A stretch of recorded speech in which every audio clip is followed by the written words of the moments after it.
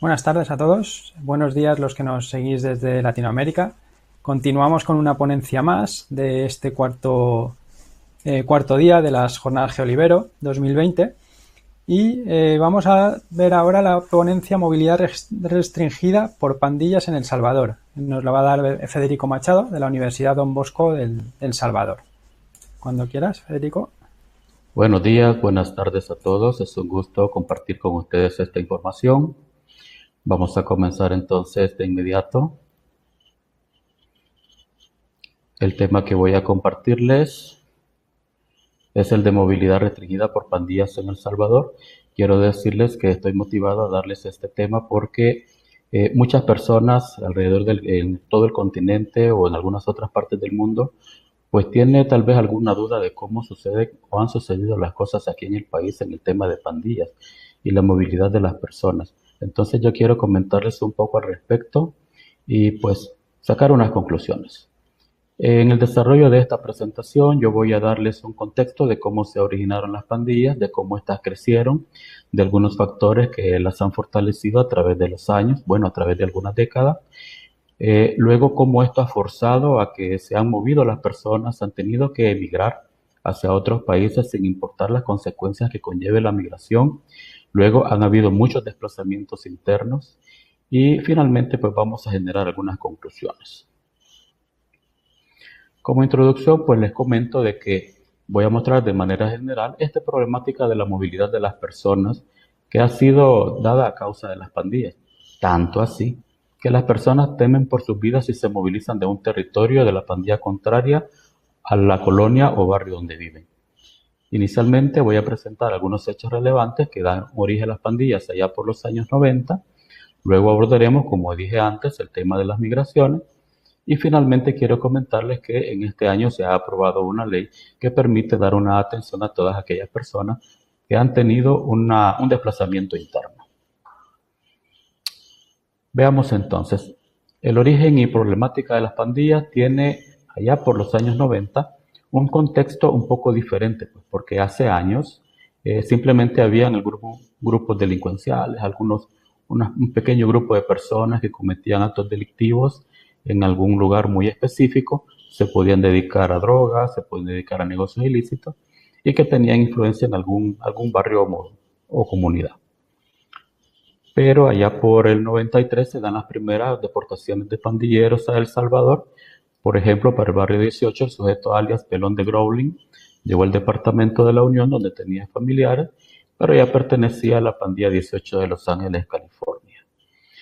Quiero decir de que allá por 1991, aquí en El Salvador, se firmaron los acuerdos de paz, es decir, un documento en que la guerrilla de El Salvador, dada por el partido que estuvo en el poder FMLN, firmó el acuerdo de paz con el gobierno de ese momento a manera de desmovilizarse, de ya no tomar las armas y de ser un partido político para pertenecer a la vida política de El Salvador. Luego, este pelón de Growling entabló comunicación telefónica con Eric Boy, pandillero residente de Los Ángeles, y le manifestó que ya tenía gente para dejar un legado. Luego, cuando estos sujetos llegaron al país, se reunieron con los recién reclutados y siendo así empezaron a inculcarles la ideología del barrio 18. De esta manera se generó la clica es decir, un grupo de pandilleros, que significa Tiny Locos Sureños de la Tribu, cuyo significado de HGS es Hollywood Gangsters Sureños. Luego empezaron la expansión con el tráfico de drogas de Rosario de Mora de Honduras hacia El Salvador. Finalmente, en este origen, deportaron a Carlos Ernesto Mujica Lechuga, alias el Viejo Lin, quien traía la misión de seguir expandiendo el barrio 18 y creó la clica Black Angel, con ideología propia pero siempre perteneciente al barrio 18. Luego opta por empezar a brincar jóvenes en Soyapango. Brincar quiere decir iniciar, incorporar a jóvenes en la pandilla. Como decía, en Soyapango, en Apopa, Quesaltepeque, Santa Ana e Izalco. Todo esto se ubica más o menos en el centro de El Salvador, más o menos ahí a unos cuantos 12, 15 kilómetros de San Salvador. Yo vivo en este municipio llamado Apopa y de hecho pues parece que Tuvimos de vecino a este viejo Lin y no nos dimos cuenta, fue hace ya varios años. Bien, ¿y qué pasó luego con la presencia de las pandillas? Pues este concepto evolucionó a tener un mayor poder. Un documento de la Policía Nacional Civil en el 2018 revela la expansión que han tenido las pandillas en los últimos años para sus 262 municipios. La Mara Salvatrucha ha operado con 363 grupos y la Mara 18 posee 217 células que ejercen presencia intimidatoria en muchos lugares. En 160 de estas ciudades existen células de la Mara Salvatrucha, mientras que en 57 de ellas comparten presencia con la pandilla 18. Quiero comentarles de que a veces, bueno, en muchos lugares, muchos lugares, incluso en el centro de San Salvador, existe el concepto de que una calle divide el territorio de las pandillas. Y entonces las personas que viven en esa calle, que tienen un negocio, están sujetas al hecho de que de repente uno de la pandilla se mira al otro que está en la otra esquina y empieza, o ha empezado, mejor dicho, a existir un tiroteo, un cruce de balas y estas personas pues pueden ser alcanzadas por una bala perdida. Pero sí, el dominio que han tenido durante muchos años, décadas, es así. Una calle divide el territorio de una pandilla con la otra. Aquí les muestro un mapa que tiene una actualización allá por el 2018 y que, como aquí dice, pues en amarillo, naranja, ustedes pueden ver un gran montón de sitios, áreas. Estos no corresponden precisamente a departamentos, son zonas aleatorias. Aquí un mismo departamento puede tener un doble dominio de pandillas y en el caso de las marcas en azul para la MS-13, pues se nota de que hay un dominio bastante fuerte en algunas regiones del país. La 18 sureños, pues es bastante reducido el lugar donde tienen una concentración o dominio. Y finalmente aquí donde hay poca presencia es en la zona norte del país. Muchos de estos son los que se llaman bolsones, que colindan con Honduras. Y estos bolsones pues así son un poquito tierra descuidada, que a veces no se sabe si son salvadoreños o son hondureños las personas que viven ahí. Pero así en mapa, en términos generales, nosotros podemos ver que todo El Salvador está dominado por pandillas de una o de otra clase. Algo que me ha llamado la atención cuando estaba recabando esta información es la tabla que tenemos aquí, donde establece que, por ejemplo, de una pandilla hay un número de miembros libres, hay unos que están en penales, hay otros que están en celdas de PNC, es decir, de la Policía Nacional Civil, y que hay un total. Y es que a lo largo de los años los pandilleros han sido capturados, pero dentro de los penales pues ya es una historia en la cual no se dice precisamente de que estén purgando una pena y de que estén convirtiéndose o que estén reinsertándose a la vida civil como personas como muchas otras, sino que estas personas continúan agrupándose, perteneciendo a la pandilla. Dentro de los penales hay sectores que pertenecen a una pandilla o a otra e incluso se tiene el hecho de que los principales miembros de estas pandillas pues dan órdenes desde las cárceles. Han sido varios los esfuerzos que aparentemente, o bueno, quién sabe con cuánto impacto ha tenido en la realidad, en esto de restringir la comunicación que tienen los pandilleros líderes dentro de las cárceles hacia los pandilleros que están fuera y que puedan cometer actos delictivos. Han sido muchos los esfuerzos. Hoy en día incluso pasar por algún penal en un vehículo o vivir cerca implica no tener señal de red celular, precisamente por uno de esos tantos esfuerzos para evitar la comunicación entre ellos. Entonces a este punto podemos ver de que el dominio que tienen o presencia de las pandillas es notable en todo el país. Ahora, algunos hechos que sí me ha gustado mencionar o me gusta mencionar en esta oportunidad son los siguientes. Por ejemplo, en la urbanización Matasano en Soyapango, el 31 de julio pasado, justo cuando se celebra el Día del Periodista Salvadoreño, un camarógrafo fue agredido por pandilleros junto a su compañera reportera. Afortunadamente lograron salir vivos, los pandilleros les exigían un documento único de identificación, documento único de identidad, para verificar dónde residían. En otro caso, en el reparto de las victorias de Soyapango, cada familia debe pagar $10 a pandilleros si quieren tener agua potable en su casa. Desde hace años el reparto está olvidado por las autoridades de la Administración Nacional de Acueductos y Alcantarillados ANDA, y entonces los pandilleros decidieron hacer conexiones. Como tercer elemento, en el reparto de Los Ángeles de Apopa, los distribuidores de productos alimenticios no pueden ingresar si no pagan entre 2 y $10 a los pandilleros. A mí me llama la atención, o sea, todos estos hechos son parte del dominio de las pandillas que han tenido a lo largo de los años.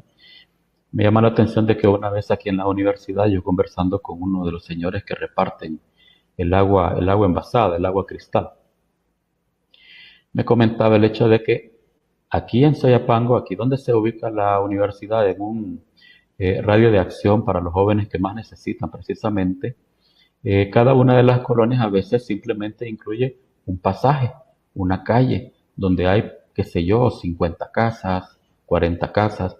Pues los pandilleros en cada una de esas calles, en cada uno de esos pasajes, hace tiempo pedían una renta de $50.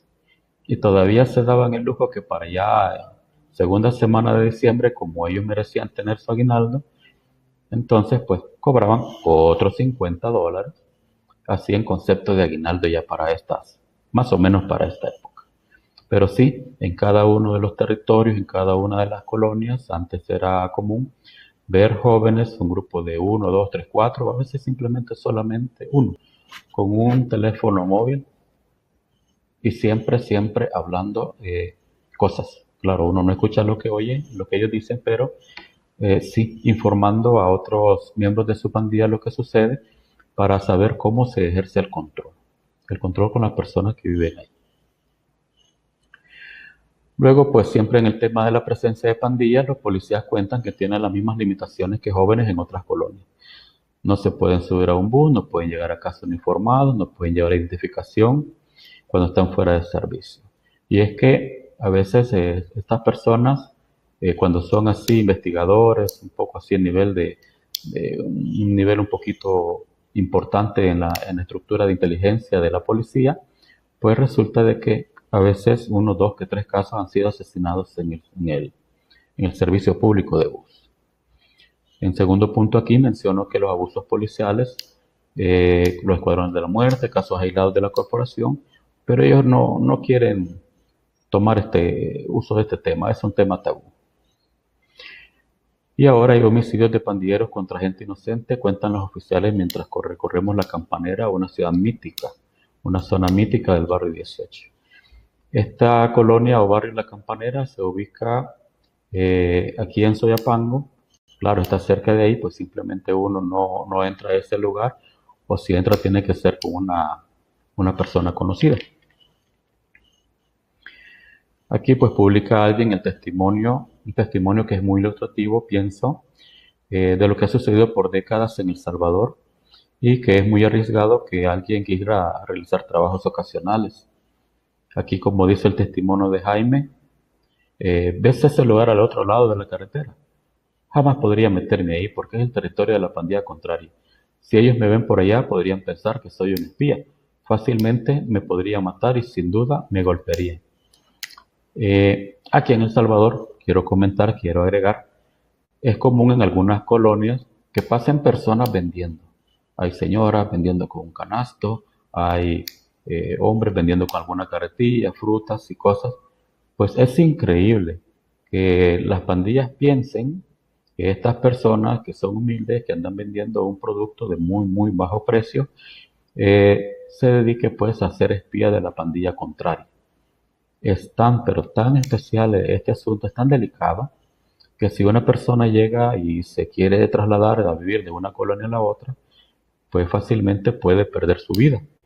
Y es que, por ejemplo, yo en mi caso particular, en la colonia donde yo vivo, sí es bastante calmada, no hay problema, tengo 20 años de vivir allí. Vivo con mi esposa, a un momento en donde yo salgo del país y no hay problema ninguno. Y es que los pandilleros son aquellas personas que generalmente atacan a gente que va contra sus intereses o personas que pertenecen a otro sector, a un sector ajeno donde ellos dominan. Sin embargo, hace algunos años, pues yo sí escuché varios tiros, varios balazos, Y pues escuchando un poco los comentarios de las personas que saben más que uno, que pasa trabajando todo el día, pues sí me enteré de que era alguien que simplemente llegaba a recién vivir por ahí. Y ese era el aviso para que se fuera, que ya no viviera con nosotros, que ya no siguiera o fuera nuestro vecino.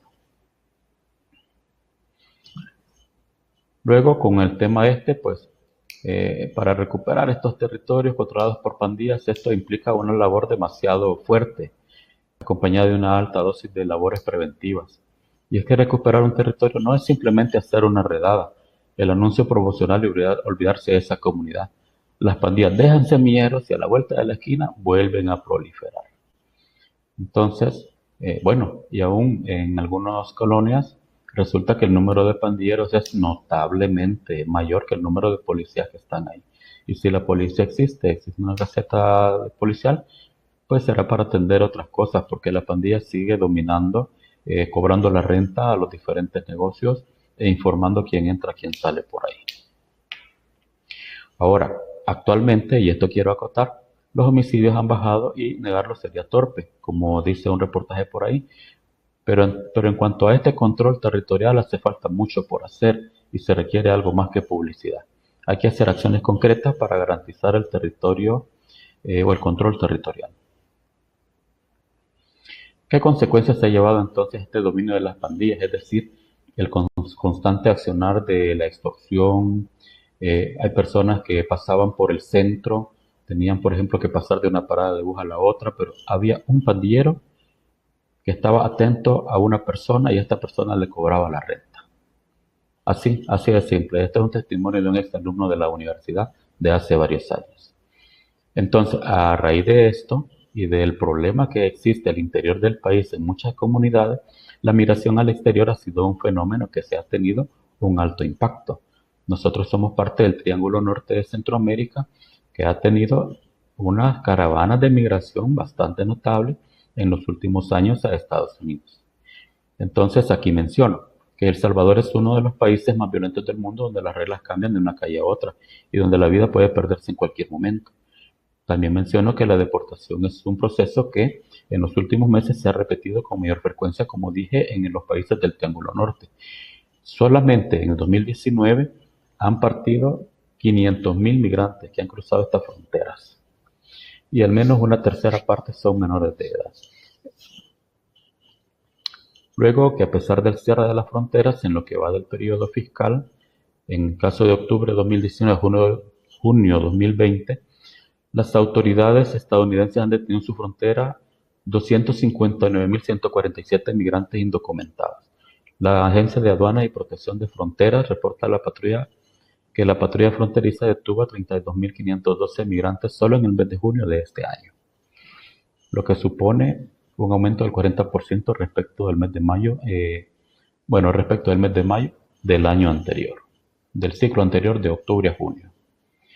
Y recientemente un estudio de Crisis Group titulado Milagro, Espejismo, Pandillas y el desplome de la violencia en El Salvador pone en duda que la disminución de homicidios en este país sea producto directo de la implementación de acciones gubernamentales.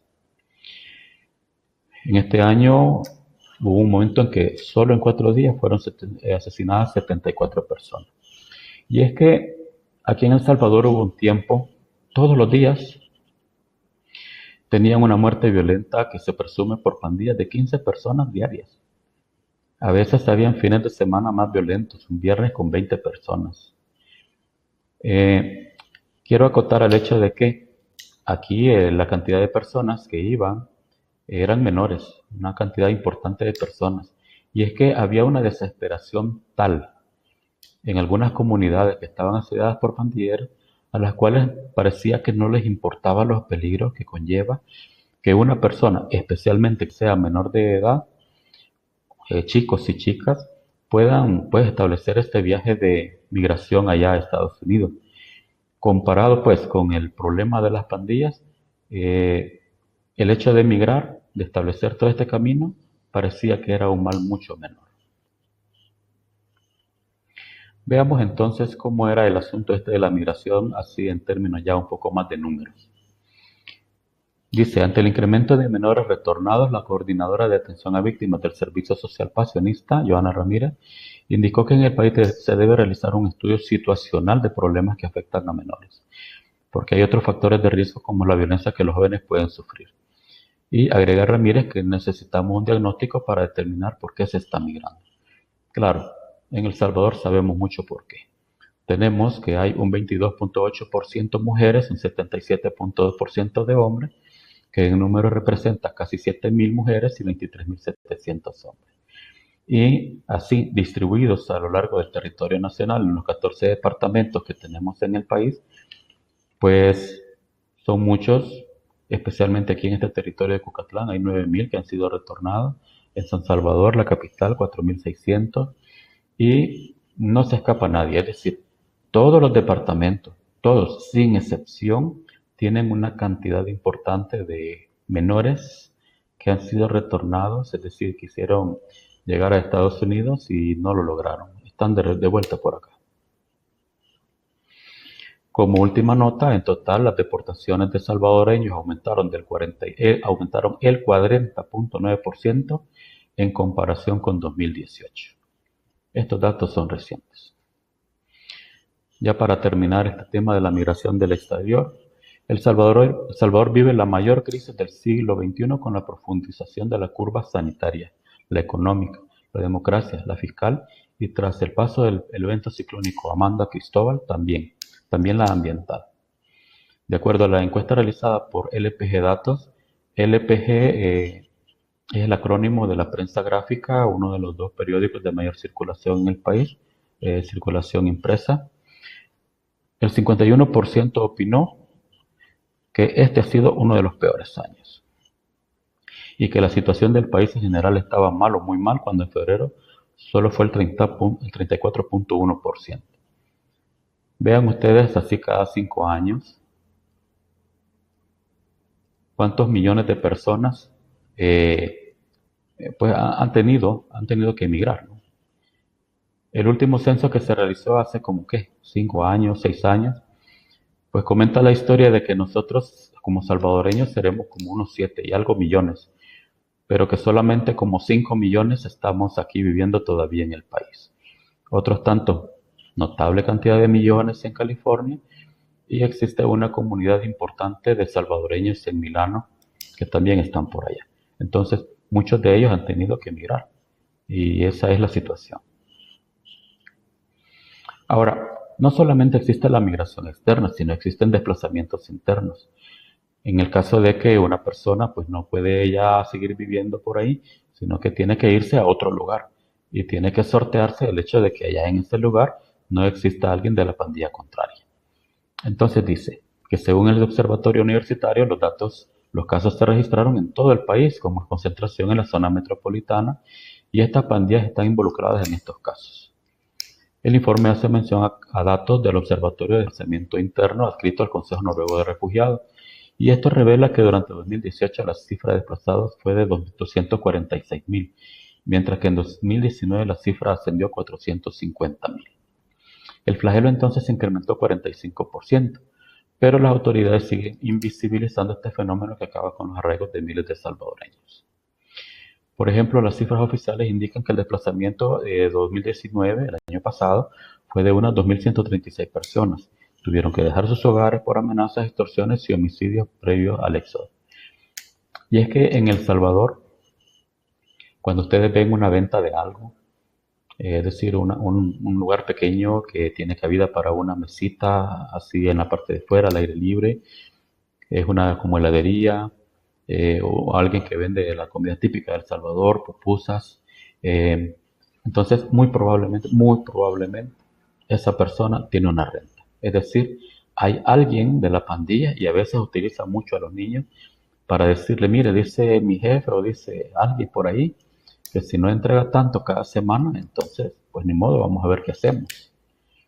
Tanto así de que la primera semana, qué sé yo, le pueden pedir unos $10 a alguien que vende en la calle. Y como la cosa parece que va bien, ya como a la quinta semana ya no le piden $10, ya le piden 12, ya le piden 15. Y entonces llega un momento en que la situación se hace insostenible. Y cuando la persona argumenta, mire, pero es que no he vendido hoy, entonces le dicen, ¿cómo no? Se ha vendido, te hemos visto. A manera de que las pandillas pues están siempre viendo lo que esta persona hace, el comerciante hace, y le piden la renta, se la va incrementando, la persona se siente agobiada. Es común en muchas ocasiones que nosotros veamos que un negocio abre sus puertas allá, qué sé yo, el día 1, pero allá por el día 10 entonces ese negocio ya cierra sus puertas. Y la única explicación lógica para ello son las pandillas, el cobro de la renta, de la extorsión. Entonces esta persona pues ya se ve amenazada y ocasiona, entre otros, este desplazamiento interno al cual me refiero ahora. Hay otros que simplemente están en una casa, en un lugar estratégico donde a la pandilla le conviene para hacer lo que se conoce como una casa destroyer, es decir, un lugar donde habitan pandilleros y desde ese lugar pues hacen sus actos delincuenciales o los organizan. Y simplemente porque la persona vive ahí, pues ellos necesitan la casa. Y lo que hacen es sacarlo de ahí. Estos y otros factores son los que ocasionan estos desplazamientos internos a lo largo y ancho del país. Ahora, un estudio de la Procuraduría para la Defensa de Derechos Humanos de El Salvador, divulgado este jueves, es decir, un jueves del año pasado, reafirma el papel de agentes de la policía como generadores de desplazamiento forzado. Es decir, ellos son como testigos de estos desplazamientos. Y el estudio da cuenta de las denuncias y orientaciones sobre este desplazamiento registradas entre octubre de 2017 y febrero de 2019. El 6.6% de los desplazamientos forzados fueron generados por miembros de la corporación policial. Y luego de la policía se encuentra la Mara Salvatrucha con el 41.8% de los casos. Mientras que la pandilla general hicieron 24 puntos, ha tenido denuncias y ha sido testigo de este tipo de desplazamientos. Ahora, el presidente que tenemos tiene 1 año y pocos meses de tener la gestión. Entonces, aquí hay unas pocas líneas orientadas pues, a saber qué es lo que ha sucedido con esta nueva gestión y la influencia de las pandillas en todo el país. Y es que dice la Procuradora Adjunta de la Defensa de Derechos Humanos de las Personas Migrantes y Seguridad Ciudadana, Beatriz Campos, que en su presentación del informe que ya con esta gestión del presidente Nayib Bukele el fenómeno no se ha detenido, continúa, y que entre enero y agosto pasado se registraron 47 casos de desplazamiento forzado. Las instituciones encargadas de la protección de víctimas han estado enfocadas en la COVID-19, apuntó el activista de derechos humanos. Quiero decirles que antes hemos tenido diferentes tipos de gobierno, de izquierda, de derecha. Todos ellos pretendían poner mano dura, súper dura, dura, extra dura y lo que quieran de algún calificativo. Y ninguno ha podido frenar a las pandillas. Y es que las pandillas tienen una incrustación en la economía del país. En algunos casos pues se menciona de que ya no son delincuentes que están tatuados, que viven allá en un barrio escondidos, sino que son personas que ya no se tatúan con afán de ya no delatarse que pertenecen a una pandilla y que puedan pertenecer a una estructura de una empresa, a una estructura de una comunidad de personas o incluso a una estructura de gobierno. Entonces sí, el desplazamiento interno, producto de la incursión de las pandillas, pues es algo muy importante, de mucho impacto también. Finalmente, pues ya hay que ponerle un poco de atención a esto desde otra perspectiva, y es que se crea una ley especial para personas en condición de desplazamiento forzado interno. En la nueva legislación de El Salvador, para ayudar a estas personas, se ha hecho esta ley que va a beneficiar pues, a estas personas que han sido forzadas a huir de sus hogares por las pandillas y del crimen organizado, según aseguró la ONU. Y la ley prevé, además del establecimiento por primera vez de un sistema nacional integral que reúne una amplia variedad de instituciones estatales para colaborar en la respuesta y prevención del desplazamiento forzado, así lo explicó Liz Torcel. Esta es la portavoz de la Agencia entre Periodistas de Ginebra. Esta ley, una vez firmada, dice aquí, esta ya se firmó en enero de este año, va a tener un impacto positivo duradero en la vida de los 71.500 salvadoreños que fueron desplazados. Así, acotando un poco más, pues esta ley especial y de la necesidad que ha tenido, menciono que en Honduras se estima que hay 247.000 personas desplazadas por violencia dentro de su propio país. El Congreso Nacional está considerando una ley similar a la aprobada en El Salvador, y México también reconoce el grave impacto del desplazamiento interno. Esta ley, quiero mencionar, no llega por convicción o sensibilidad de nuestros funcionarios, sino por la sentencia de la Sala de lo Constitucional mediante el amparo 411-2017, que se convirtió en un mandato al Estado salvadoreño. Bueno, pues finalmente la Ley Especial para la Atención y Protección Integral de Personas en Condición de Desplazamiento Interno Forzado se encuentra pues en este enlace que presento ahí un poco líneas abajo de esta diapositiva. Conclusiones. El dominio que tiene la pandilla en todo el territorio salvadoreño ha podido evidenciarse por años, por décadas, a través de grupos de jóvenes ubicados estratégicamente en barrios y colonias, por grupos que condicionan el acceso de visitantes y lugareños a ciertos sectores.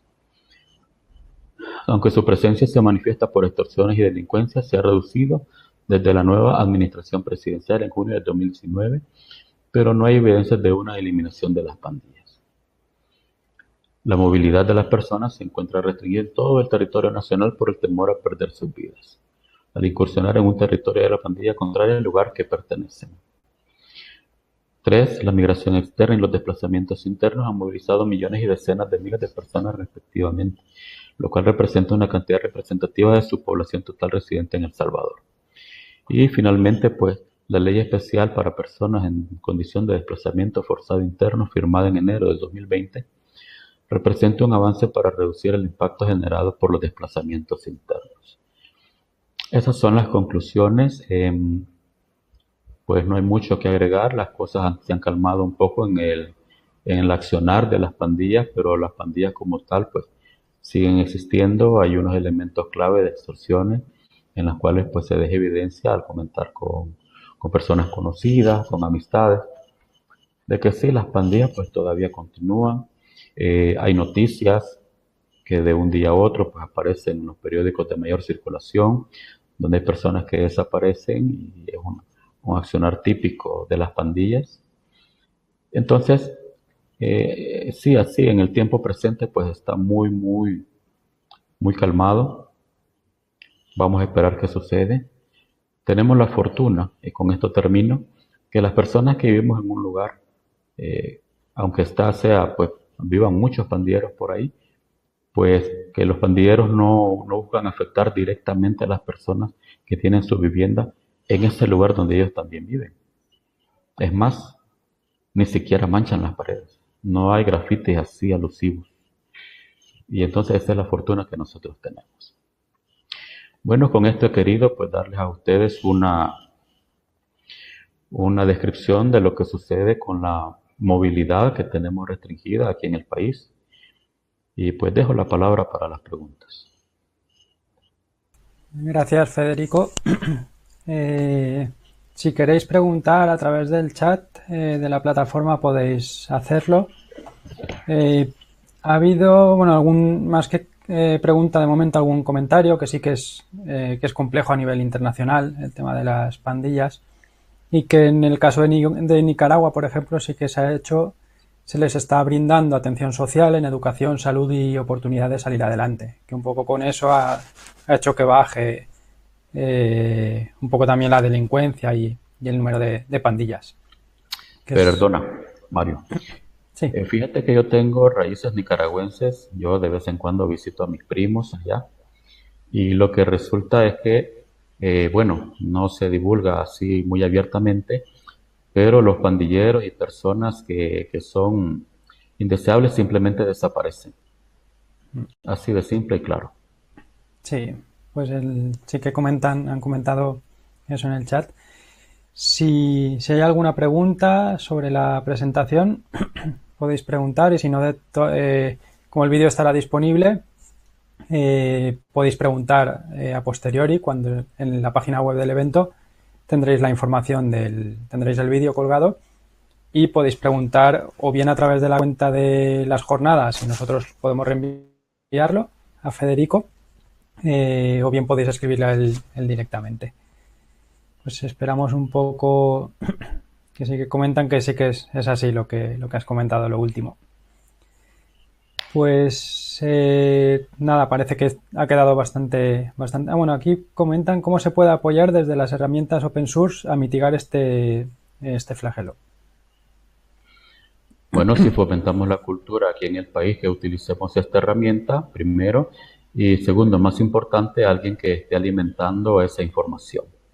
Es decir, que yo disponga de mi móvil, que disponga de la aplicación o de un portátil, de un ordenador, y antes de visitar cierto lugar, pues yo diga, bueno, voy a consultar el mapa para ver si puedo llegar a este lugar.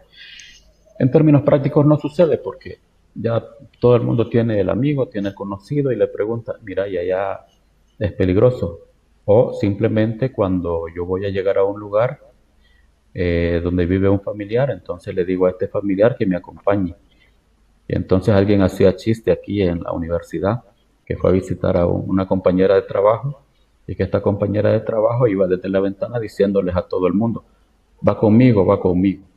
Y entonces con eso se alivian las cosas. Pero sí, la herramienta de open source pudiera ayudar mucho a que alguien alimente la información de qué pandilla domina por ahí y que si yo voy a tomar una decisión de irme a vivir a ese lugar, tener esta herramienta como una alternativa adicional para consultar si me conviene ir o no ir.